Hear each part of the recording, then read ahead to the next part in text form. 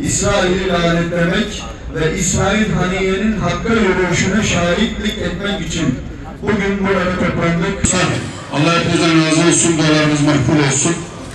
Aziz şehidimizin cenazesi, mübarek naaşı hazır olmadığı için bugün Türkiye'mizde kıyami cenaze namazı kılınmadı. Bütün İslam dünyasında Allah'ın izniyle Cuma günü bütün dünya Müslümanları olarak bizler de Türkiye'mizde, bütün camilerimizde vazifemizi kardeşimize yapacağız. Kıyami cenaze namazını kılacağız. İnşallah onun bu cenaze namazı İslam ümmetinin onun şehadeti tekrar dirilmesine ve Gazze'deki zulmün bitmesine vesile olsun. Direniş, kana kan, intikam, intikam. Direniş, kana kan, intikam, intikam. Müslüman, uyuma, kardeşine sahip çık. Müslüman, uyuma, kardeşine sahip çık. Müslüman, uyuma, kardeşine sahip çık. İsmail Haniye, Ramazan ayının son günlerinde alçak Siyonistler tarafından 3 evladı ve 3 torunu şehit edildiğinde şöyle demişti: "Benim çocuklarımın kanı diğer mücahitlerin kanından daha değerli değildir. Rabbim bana mübarek Ramazan bayramında şehit babası olma hediyesi verdi. Daha ne olsun ki? Ya Rabbi, bu nasıl bir iman, bu nasıl bir teslimiyettir? Şehadetin mübarek olsun ey güzel insan. Şundan emin ol ki seni şehit edenler senden uzun yaşamayacaklar. Senin ömrün bitti ama mücadelen Gazze zulmünden kurtulana, Mescid-i Aksa özgürleşene ve bağımsız Filistin kurtulana dek bitmeyecektir." Artık tam anlamıyla sözün bittiği yerdeyiz.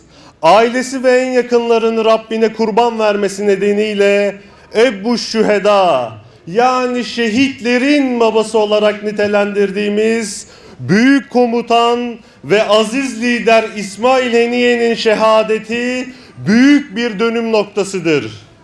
Şehit veren değil, şehit kazanan bir mektebin öğrencileri olarak çok iyi biliyoruz ki İsmail Haniye'nin şehadeti bir son değil, muazzam bir başlangıçtır. İsrail rejimi İsmail Haniye'yi şehit ederek hiçbir şey başaramamıştır. Ancak aziz komutan Haniye çok arzuladığı ve hasretle beklediği şehadet makamına kavuşmuştur. Liderleri şehit olan bir hareket asla yenilmez. Dün Şeyh Ahmet Yasin'i, Abdülaziz Rantisi'yi ve daha nice değerli evladını şehit verse de sarsılmayan, bilakis daha da büyüyen ve gönüllere kök salan Filistin mücadelesi bugün de mağlup olmayacaktır. Bizi zulümle korkutmak isteyenler çok iyi bilmelidir ki biz şehadete aşığız. Biz şehadet aşkıyla yanıp tutuşuyoruz. Biz evladı Fatiha'nız. Tekbir! Allahu Ekber! Tekbir! Allahu Ekber! Tekbir! Allahu Ekber! Hamas lideri İsmail Haniye bir konuşmasında milyonlarca şehitle yürüyoruz Kudüs'e ifadesini kullanmış ve bu davanın savaşçılarının sadece yerin üstünde olmadığını vurgulamıştı. Bugün bizler çok iyi biliyoruz ki aziz komutan İsmail Haniye erişmiş olduğu şehadet makamında Kudüs'ün ve tüm Filistin özgürlüğü için savaşmaya devam edecektir. Bizler de yüreği yanık Anadolu insanı olarak söz veriyoruz ki şehit lider İsmail Haniye'nin aziz hatırasına layık bir şekilde yerin üstünde savaşacağız. Bir an olsun durmayacağız, bir an olsun vazgeçmeyeceğiz. Bulunduğumuz her konumu İsrail rejimine karşı bir cephe bileceğiz. Cephelerden asla kaçmayacağız. İslam coğrafyası ve yeryüzünün tamamını Siyonistler için yaşanılmaz bir hale getireceğiz. İsmail Haniye'nin şehadetiyle daha da güçlenen Kudüs ve Filistin davamıza sımsıkı sarılacağız. Gün yas tutma günü değildir.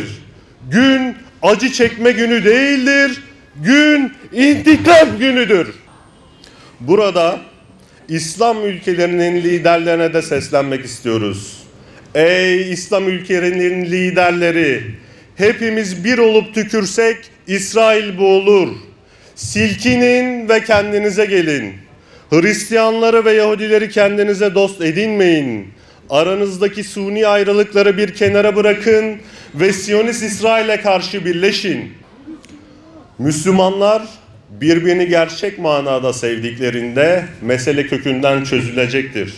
Bu sevgi olursa aradaki nifak tohumları kuruyacak, herkes birbirini doğru anlayacak, sınırlar kalkacak, insanlar kucaklaşacak, gönüller birleşecektir. Bu birleşme olunca Müslümanlar birbirlerine yaslanacak, birlikte büyüyecek ve birlikte güçleneceklerdir.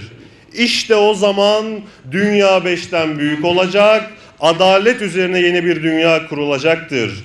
İşte o zaman İsrail'e öyle bir tokat vuracağız ki bütün hayatı Gazze şeridi gibi gözlerinin önünden geçecektir. Mazlumların yanında olan, zalimleri kahrı perişan eden, yüceler yücesi Rabbimiz, boynumuz bükük, içimiz yanık, çaresizlik içerisinde evlerimizi açtık, kapına geldik, divanına durduk.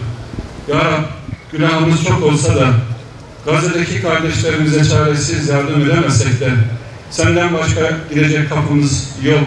Senden başka yardım dileyecek, yardım isteyecek kimsemiz yok.